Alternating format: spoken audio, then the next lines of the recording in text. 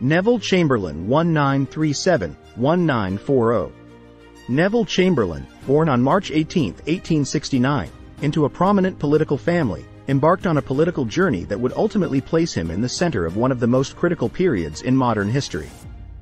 The son of Joseph Chamberlain, a prominent politician and statesman, Neville inherited a legacy of political engagement and public service. Initially pursuing a career in business, Chamberlain transitioned to politics, joining the Birmingham City Council in 1911 and later serving as Lord Mayor of Birmingham in 1915. Chamberlain's political ascent continued as he entered national politics, representing the Edgbaston constituency as a Member of Parliament in 1918. His administrative prowess and effective management of public affairs earned him the position of Minister of Health in 1923, where he made significant contributions to public health policy.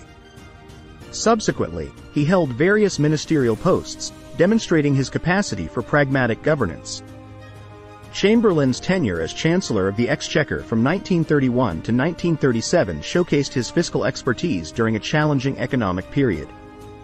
As the leader of the Conservative Party, he succeeded Stanley Baldwin as Prime Minister in 1937, a role that would define his political legacy. The late 1930s were marked by a palpable sense of unease and apprehension as the world stood on the brink of another global conflict. The aftermath of World War I had left Europe in economic disarray, political turmoil, and diplomatic tension. The rise of Adolf Hitler in Germany and his aggressive expansionist policies added a volatile element to an already precarious international situation. Chamberlain assumed the role of Prime Minister against this backdrop of political unrest and a growing sense of foreboding.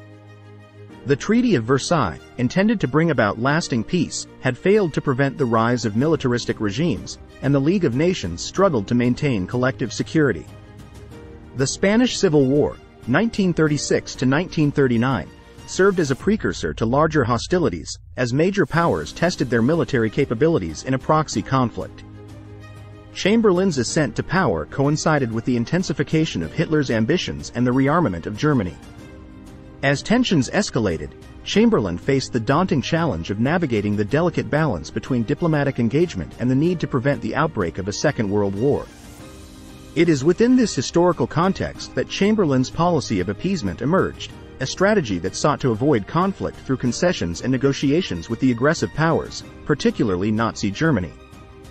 This strategy would come to define Chamberlain's premiership and shape the course of history leading up to World War II. Neville Chamberlain's early life and political trajectory were significantly shaped by his familial background and the political legacy passed down through generations. Born into a distinguished political family on March 18, 1869, in Birmingham, England, Chamberlain was the son of Joseph Chamberlain, a prominent political figure and statesman in the late 19th and early 20th centuries. Joseph Chamberlain's impact on British politics was profound, as he played a key role in the formation of the Liberal Unionist Party and later served as a powerful force within the Conservative Party. Growing up in an environment steeped in political discussions and public service, Neville Chamberlain was exposed to the intricacies of governance from a young age. His father's commitment to municipal reform and social improvement left an indelible impression on him, influencing his own political convictions and priorities later in life. The Chamberlain household was characterized by intellectual discourse and a sense of duty towards public service, laying the foundation for Neville's future career in politics. Chamberlain's political journey was marked by a gradual ascent through the ranks of local and national governance. His initial foray into politics occurred in 1911 when he joined the Birmingham City Council, representing the All Saints ward. His practical approach to addressing social issues and commitment to municipal reform quickly gained attention, setting the stage for a more prominent role in public service. Chamberlain's leadership abilities became even more apparent when he assumed the position of Lord Mayor of Birmingham in 1915, steering the city through the challenging years of World War I. His effective management during wartime earned him respect and recognition, providing a stepping stone for his entry into national politics. In 1918, Chamberlain secured a seat in the House of Commons as the Conservative Member of Parliament for the Edgbaston constituency. Over the subsequent years, he demonstrated his administrative competence by holding various ministerial positions, including Minister of Health in 1923. During this time, Chamberlain's focus on public health policies and efficient governance showcased his ability to address pressing societal issues. Chamberlain's reputation as a capable and pragmatic leader continued to grow, leading to his appointment as Chancellor of the Exchequer in 1931. In this crucial economic role, he implemented fiscal policies that aimed to stabilize the economy during the Great Depression. His success in navigating economic challenges contributed to his political standing within the Conservative Party. The policy of appeasement, which characterized Neville Chamberlain's approach to international relations in the late 1930s, can be defined as a diplomatic strategy aimed at avoiding conflict by making concessions to aggressive powers, particularly Nazi Germany led by Adolf Hitler. The rationale behind appeasement was grounded in the desire to prevent another devastating world war, especially in the wake of the trauma caused by World War I. Many political leaders, including Chamberlain, believed that addressing Germany's territorial grievances and easing tensions through negotiation could avert the horrors of another global conflict. Chamberlain's approach was influenced by a genuine desire for peace and a belief that accommodating Hitler's demands could lead to stability in Europe. The memories of the Great War were still fresh, and the human and economic toll it exacted fueled a reluctance to engage in another protracted conflict. Appeasement, therefore, emerged as a pragmatic response to the complex geopolitical dynamics of the time, driven by a fervent hope that diplomatic compromises could prevent the descent into war. Neville Chamberlain's diplomatic approach towards Adolf Hitler was characterized by a belief in the power of personal diplomacy and negotiation.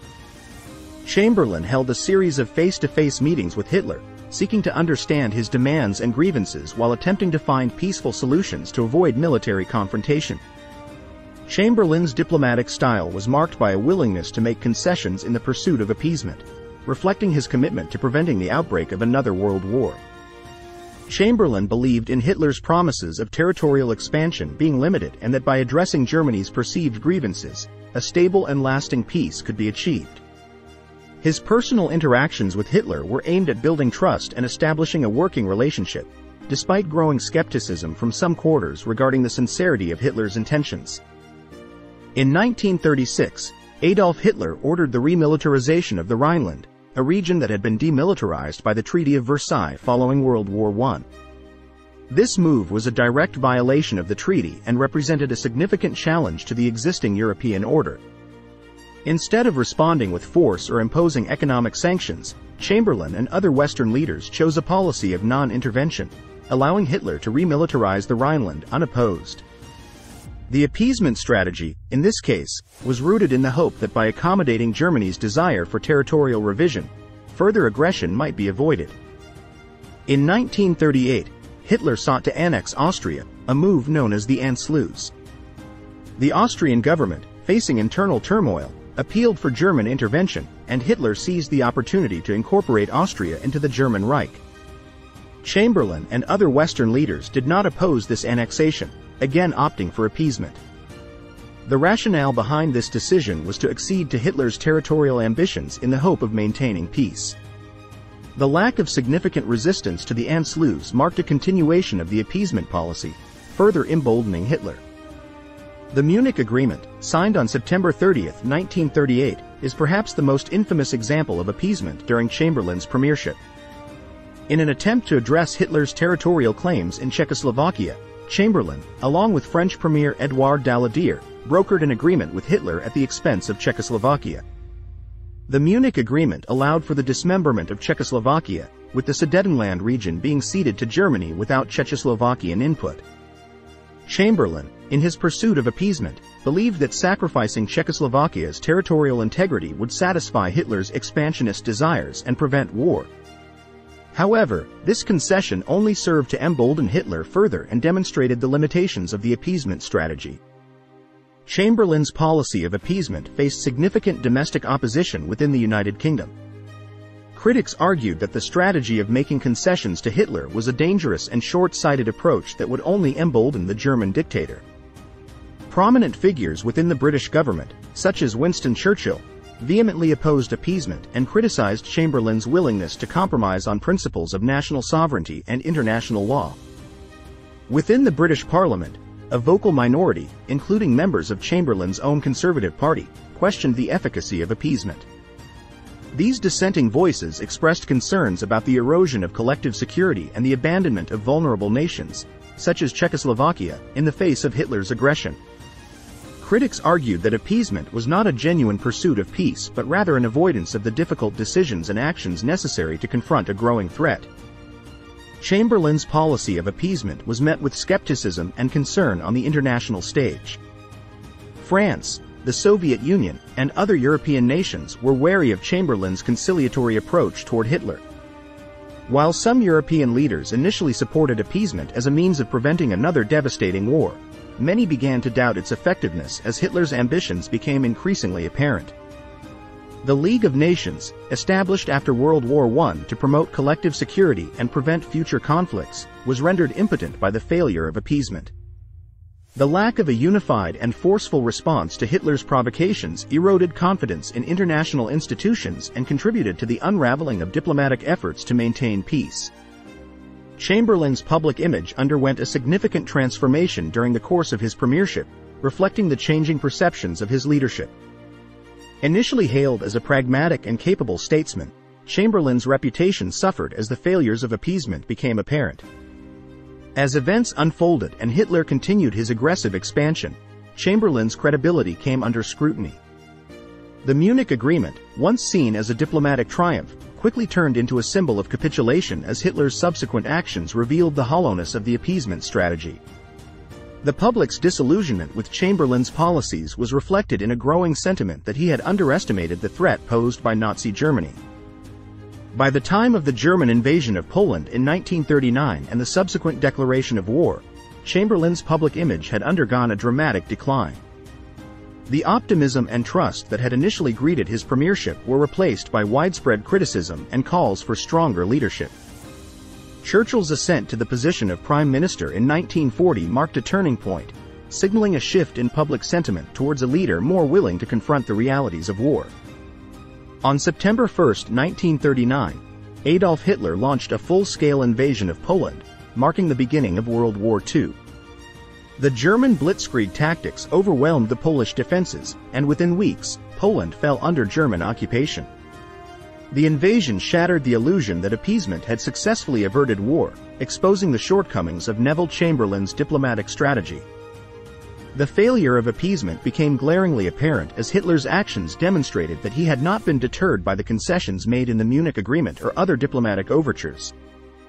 The invasion of Poland triggered a chain reaction of events, leading Britain and France to abandon their policy of appeasement and realize that more decisive action was necessary to confront the growing threat posed by Nazi Germany. In the face of the German invasion of Poland, Neville Chamberlain, recognizing the need to uphold Britain's commitments to Poland and honor the Anglo-Polish military alliance, delivered a radio address to the nation on September 3, 1939. In his solemn announcement, Chamberlain declared that Britain was at war with Germany. The declaration of war marked a significant shift in Chamberlain's approach, signaling the end of appeasement and the beginning of a more confrontational stance toward Nazi aggression. While Chamberlain had hoped that diplomatic efforts would prevent war, the stark reality of Hitler's actions forced him to acknowledge the failure of appeasement and the necessity of military intervention. In the early stages of World War II, Chamberlain faced the formidable challenge of leading Britain through a period of unprecedented conflict. However, his leadership during the initial phases of the war was met with criticism. The lack of immediate success on the Western Front and the German blitzkrieg tactics that swiftly overran several European countries raised questions about the effectiveness of Britain's military strategy and the preparedness of its armed forces. Chamberlain's leadership was further tested by the evacuation of British and Allied troops from Dunkirk in May and June 1940. While the successful evacuation of hundreds of thousands of troops from the beaches of Dunkirk was a remarkable feat, it underscored the vulnerability of the British military and the need for a more robust and proactive defense strategy. As the realities of the war unfolded, Chamberlain faced growing discontent within his own party and the broader political landscape. Criticism of his leadership style, perceived indecisiveness, and the failures of the early military campaigns mounted. Recognizing the need for a more resolute leader, Chamberlain resigned as Prime Minister on May 10, 1940, paving the way for Winston Churchill to assume leadership.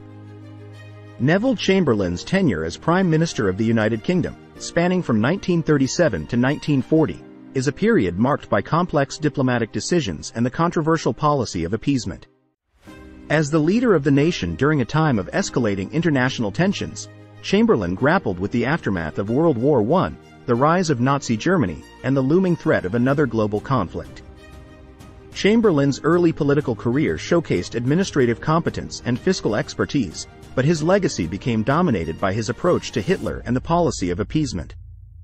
The Munich Agreement in 1938, where he brokered concessions to Nazi Germany, is often viewed as a critical moment that failed to prevent the outbreak of World War II.